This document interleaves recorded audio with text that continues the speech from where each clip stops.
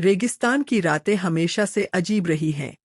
दिन में जलती हुई रेत और रात होते ही वही धरती किसी रहस्य की तरह ठंडी और खामोश हो जाती है। लेकिन राजस्थान की इन्हीं रातों में एक ऐसी प्रेम कहानी दबी हुई है जिसे लोग आज भी फुसफुसाकर सुनाते हैं। कहते हैं, अगर आधी रात को जैसलमेर के पुराने खंडहरों के पास कोई अकेला मूमल नाम पुकार दे तो हवाओं में पायल की हल्की आवाज सुनाई देती है। ये कहानी है मूमल और महेंद्र की। बहुत साल पहले राजस्थान के लोद्रवा इलाके में एक महल था, काक महल। वो महल बाकी महलों जैसा नहीं था। उसे इस तरह बनाया गया था कि जो भी वहां पहुंचे बिना इजाजत अंदर आ ही न सके। महल के चारों तरफ पानी जैसा भ्रम पैदा करने वाले शीशे लगे थे। कहीं नकली सांप, कहीं गहरे गर्रे, कहीं ऐसी दीवारें जो रास्ता बदल देती थीं। और उस महल में रहती थी मूमल।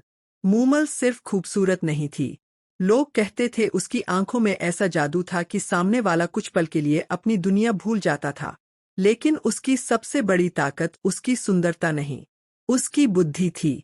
राजस्थान के बड़े बड़े राजकुमार उससे विवाह करना चाहते थे, लेकिन मूमल ने एक शर्त रख दी थी, जो भी इस महल की परीक्षाएं पार करके मेरे सामने पहुंचेगा वही मेरा पति बनेगा।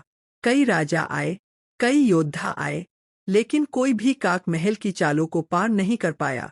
किसी को नकली नदी ने रोक लिया, कोई अंधेरे रास्तों में भटक गया, कोई डरकर वापस लौट गया। धीरे धीरे मूमल सिर्फ एक लड़की नहीं रही, वो एक रहस्य बन गई। उसी समय अमरकोट में महेंद्र नाम का एक राजकुमार रहता था, बहादुर, शांत और बाकी राजाओं से बिल्कुल अलग। एक रात उसके दरबार में कुछ व्यापारी आए। बातों बातों में उन्होंने मूमल का जिक्र किया। उसकी खूबसूरती चांद जैसी है, लेकिन उसके महल तक पहुंचना मौत के खेल जैसा है। बाकी लोग ये बातें सुनकर डर गए, लेकिन महेंद्र चुप रहा। उस रात वो सो नहीं पाया। बार बार उसके मन में वही नाम गूंज रहा था, मूमल। कुछ दिनों बाद, बिना किसी को बताए, महेंद्र अकेले लोद्रवा के लिए निकल पड़ा। रेगिस्तान की लंबी यात्रा के बाद आखिरकार एक रात उसे दूर काक महल दिखाई दिया।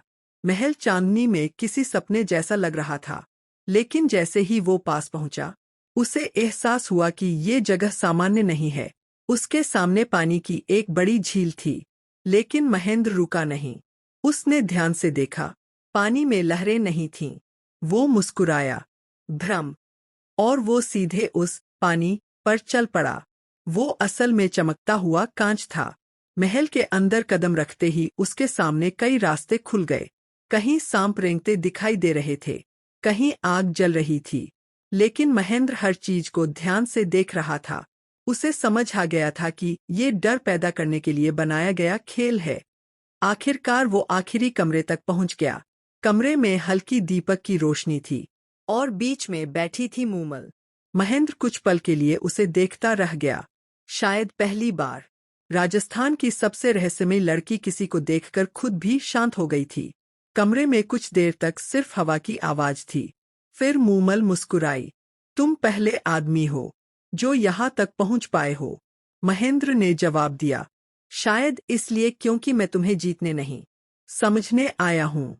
उस रात दोनों ने घंटों बातें की, और शायद उसी रात रेगिस्तान की सबसे खूबसूरत प्रेम कहानी शुरू हुई। उसके बाद महेंद्र अक्सर रात में अमरकोट से लोद्रवा आता, घंटों ऊंट पर सफर करके, सिर्फ मूमल से मिलने। दोनों रात भर बातें करते, कभी महल की छत पर बैठकर चांद देखते, कभी रेगिस्तान की हवाओं में खो जाते। धीरे धीरे मूमल पहली बार सच में खुश रहने लगी। लेकिन प्रेम कहानियां कभी आसान नहीं होती। महेंद्र का एक छोटा भाई था, हमीर। एक दिन उसने पूछा, भैया, आप हर रात कहाँ जाते हो? महेंद्र ने पहले कुछ नहीं बताया, लेकिन आखिरकार उसने मूमल के बारे में सब बता दिया। हमीर हंस पड़ा, तो वो लड़की सच में मौजूद है। लेकिन उसी दिन से सब बदलना शुरू हो गया। एक रात जब महेंद्र मूमल से मिलने जा रहा था, रास्ते में भयंकर तूफान आ गया। रेत इतनी तेज उड़ रही थी कि आगे कुछ दिखाई नहीं दे रहा था। महेंद्र को वापस लौटना पड़ा। उधर काक महल में मूमल पूरी रात उसका इंतजार करती रही। दीपक जलते रहे, रात बीतती रही, लेकिन महेंद्र नहीं आया। मूमल उदास हो गई। तभी उसकी बहन सुमल ने मजाक में कहा, अगर वो नहीं आया तो क्या हुआ, आज मैं राजकुमार बन जाती हूँ। दोनों हंसने लगीं। सुमल ने मजाक में पुरुषों जैसे कपड़े पहन लिए और मूमल के पास बैठ गई। उसी समय अचानक महेंद्र वहां पहुंच गया। तूफान थोड़ा शांत हुआ था, इसलिए वो वापस लौट आया था। लेकिन जैसे ही उसने कमरे में एक पुरुष को मूमल के पास बैठे देखा, उसका चेहरा बदल गया। उसके अंदर गुस्सा, दर्द और धोखे की आग एक साथ उठी। मूमल कुछ समझ पाती उससे पहले ही महेंद्र वापस मुड़ गया।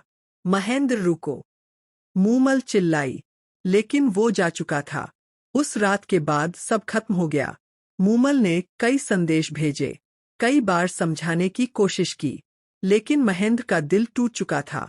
उसे लगने लगा कि मूमल ने उसे धोखा दिया। दिन बीतने लगे। मूमल पहले जैसी नहीं रही। जिस महल में कभी हंसी गूंजती थी, वहां अब सिर्फ सन्नाटा था। उसकी आंखों के नीचे काले घेरे आने लगे। वो घंटों महल की खिड़की से रेगिस्तान को देखती रहती। उसे भरोसा था, एक दिन महेंद्र जरूर आएगा, लेकिन वो नहीं आया। एक रात मूमल ने आखिरी कोशिश करने का फैसला किया। उसने संदेश भिजवाया, अगर तुम नहीं आए तो मैं हमेशा के लिए चली जाऊंगी। ये संदेश सुनकर महेंद्र के अंदर कुछ टूटा। वो पूरी रात सो नहीं पाया।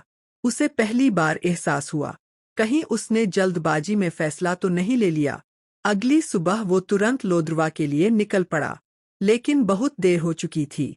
जब वो काक महल पहुंचा, वहां अजीब सन्नाटा था। महल के अंदर लोग रो रहे थे। महेंद्र भागता हुआ अंदर गया और फिर वो वहीं रुक गया। कमरे के बीचों बीच आग जल रही थी और उस आग में मूमल। महेंद्र की आंखें फैल गईं। नहीं, लेकिन तब तक सब खत्म हो चुका था। कहते हैं, इंतजार और टूटे हुए दिल ने मूमल को अंदर से खत्म कर दिया था। उसने खुद को आग के हवाले कर दिया। महेंद्र पागलों की तरह आग की तरफ भागा। लोग उसे रोकते रहे, लेकिन उसने किसी की नहीं सुनी और अगले ही पल वो भी उसी आग में कूद गया। उस दिन रेगिस्तान ने दो प्रेमियों को हमेशा के लिए अपने अंदर दफना लिया। लेकिन कहानी यहीं खत्म नहीं हुई। कहते हैं, आज भी लोद्रवा के खंडहरों में रात के समय दो परछाइयां दिखाई देती हैं। एक लड़की जो किसी का इंतजार कर रही होती है और एक आदमी जो हमेशा देर से पहुंचता है। कई लोगों ने दावा किया कि उन्होंने आधी रात को वहां पायल की आवाज सुनी है। कुछ लोगों ने महल के टूटे हुए कमरों में धीमी फुसफुसाहट भी सुनी। लेकिन सबसे डरावनी बात, आज भी वहां जाने वाले लोग कहते हैं, अगर कोई सच्चे दिल से किसी को याद करे तो रेगिस्तान की हवा में एक आवाज सुनाई देती है, महेंद्र।